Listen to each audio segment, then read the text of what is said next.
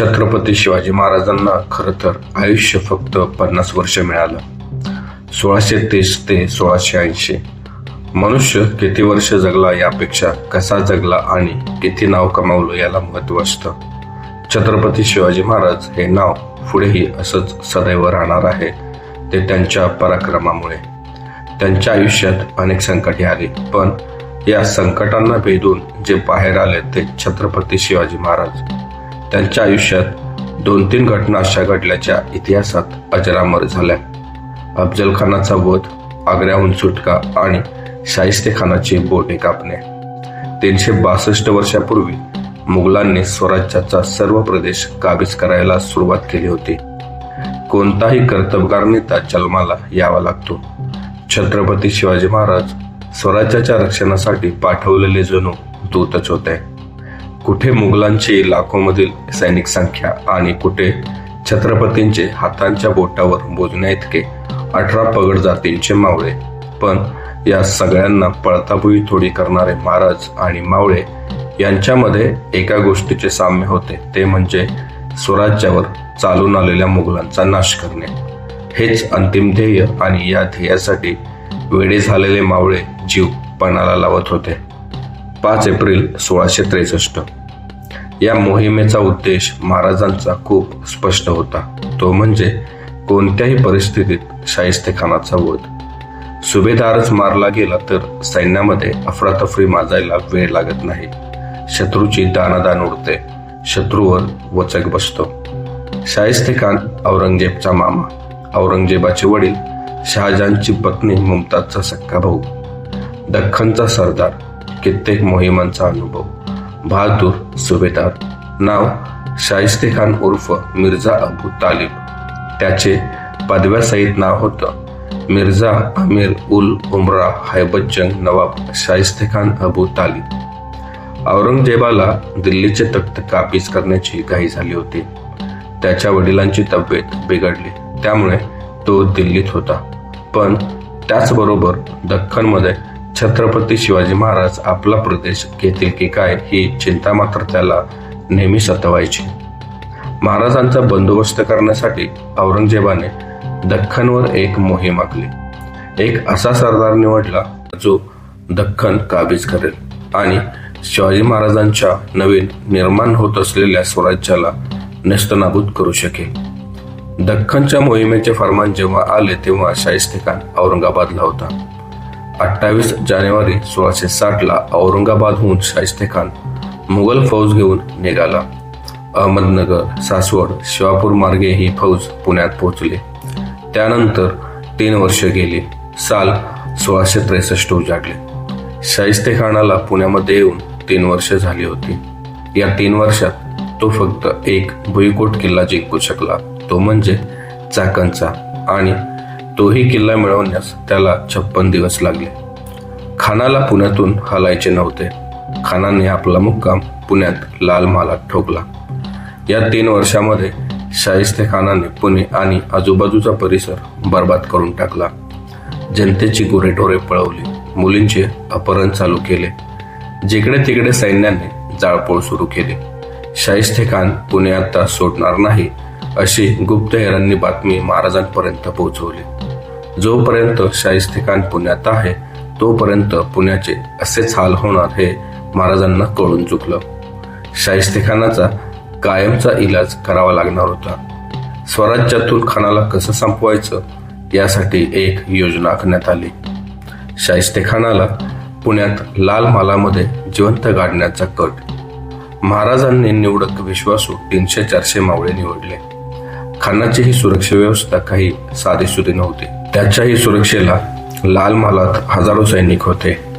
या सर्व सुरक्षेचे चक्र भेदून खानाच्या महालापर्यंत पोचायचे म्हणजे हे धाडस वाटते तितके सोपे नव्हते. थोडं जरी नियोजन चुकलं असतं तरी त्या ठिकाणी सगळ्यांचे जीव गेले असते. आणि हा कट इतका गुपित ठेवला गेला म्हणून खानापर्यंत पोहोचणे शक्य झाले. किती विश्वासू लोक त्यावेळी महाराजांसोबत असतील. प्लॅन ठरला. जवळच्याच एका व्यक्तीचं खोटं लग्न ठरवण्यात आलं आणि ते लग्न पुण्यात लावण्याचं ठरलं. त्यावेळी तशी रीतसर लग्नाच्या मिरवणुकीची परवानगी घ्यावी लागेल. महाराज आणि त्यांचे मावळे त्या लग्नात वऱ्हाडी म्हणून सामील झाले. वेळ रात्रीची होती. त्यातही काही मावळ्यांनी शाहिस्तेखानाच्या सैनिकांचा वेश धारण केला होता. कोणी काय करायचं हे सगळं अगोदरच ठरलं होतं. महाराजांसोबत बाबाजी आणि चिमणाजी हे दोघे भाऊ होते. किल्ल्याच्या बाहेरच्या बाजूला नेताजी आणि मोरोपंत यांना तयार ठेवलं होतं. खानावर हल्ला करून तिथून लगेच निघण्यासाठी ही तयारी होती. खुद्द महाराजांबरोबर बाबाजी, चिमणाजी, बांदल आणि चांदजी हे सगळे आत मालात येणार होते. शाहिस्तेखानावर हल्ला करण्याचा दिवस सुद्धा अगदी शोधून निवडला. रमजानचा दिवस, वेळ मध्यरात्रीची. दिवसभर उपाशी असलेले खान आणि त्याचे सैनिक उपवास सोडून हमखास झोपलेले असणार ही त्यामागची दूरदृष्टी. खानाने तर लालमालात थांबून एक काम सोपं केलं होतं. महाराजांचे बालपण लालमालात गेल्यामुळे तेथील प्रत्येक दरवाजा आणि प्रत्येक रस्ता त्यांना डोळे झाकून माहीत होता. वेळ होती फक्त शाहिस्तेखानाला शोधण्याची. शाहिस्तेखानाचं त्यावेळी वय होतं 63 वर्ष. गुप्तहेरांनी लालमालातून बातमी आणली. सगळ्यांची जेवणं झालेली आहेत. झोपण्याची तयारी चालू झाली. स्वयंपाकघरात आचारी भांडी घासत आहेत. लग्नाची मिरवणूक लालमाला जवळून निघाली आणि त्याच मिरवणुकीमध्ये महाराज आणि त्यांचे मावळे होते. रात्रीच्या अंधाराचा फायदा घेऊन प्रत्येकाने आपापली जागा निवडली. ठरल्याप्रमाणे महाराज आणि काही निवडक मावळ्यांनी स्वयंपाकघराची भिंत पाडून आत लालमालात प्रवेश केला. तिथे असलेल्या लोकांना प्रथम मावळ्यांनी मारले, पण झालेल्या आवाजाने इतरांना जाग आली. महाराज आणि मावळे मालातील पारेकरी यांना मारत सुटले. सगळीकडे गोंधळ माजला होता. मावळ्यांच्या तलवारी अंधारात फिरू लागले. जे समोर आले ते मारले गेले. एक दिवस आधीच शाहिस्तेखानाचा मुलगा फतह खान लालमालात मुक्कामाला आला होता. तोही मावळ्यांच्या हल्ल्यात मारला गेला. या धामधुमीत शाहिस्तेखान गडबडून जागा झाला. जनानखान्यातील बायकांनी खानाला एका दालनात लपवून ठेवले. महाराजांची करडी नजर खानाला शोधत होती. महाराज आत घुसले. त्यांनी तलवारीने पडद्यावर वार केला. जसा पडदा फाटला तेवढ्यात खान उठला. महाराजांनी तलवार त्याच्या दिशेने चालवली. महाराजांनी तलवारीने घाव घातला. असे वाटले की खान मारला गेला, परंतु खानाच्या उजव्या हाताची 3 बोटं कापली गेली होती. शैतान शैतान असं ओरडत खानाने खिडकीतून बाहेर उडी मारली. सगळीकडे अंधार आणि त्यात गोंधळ माजला होता. खान अंधारात लपून बसला. कोण खानाची माणसं आणि कोण महाराजांची माणसं हे कळायला मार्गच नव्हता. खानाची माणसं गनीम गनीम म्हणून ओरडत होते. त्या गोंधळात मावळेही गनिमाला गनिमाला म्हणून ओरडत सुटले. त्या गर्दीचा आणि गोंधळाचा फायदा घेत काही वेळातच महाराज आणि मावळे महालाच्या बाहेर पडले. तिथून ते 30 किमीवर असलेल्या सिंहगडावर निघून गेले. या हल्ल्यात खानाचे 40 सेवक, 6 स्त्रिया मारल्या गेल्या.